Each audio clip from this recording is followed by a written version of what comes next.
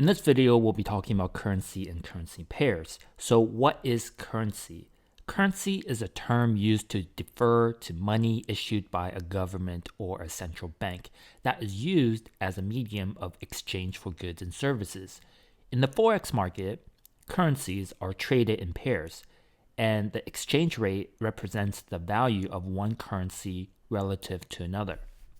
Here I have listed the major currencies in Forex, and they make up the majority of the trading volume in the Forex market. So first we have the US dollar, second euro, Japanese yen, British pound, Swiss franc, Canadian dollar, Australian dollar, and the New Zealand dollar. And you can see the abbreviations beside each of these major currencies. Now, like I mentioned, in Forex, currencies are traded in pairs, where one currency is compared to another. The first currency in the pair is called the base currency, and the second currency is the quote currency.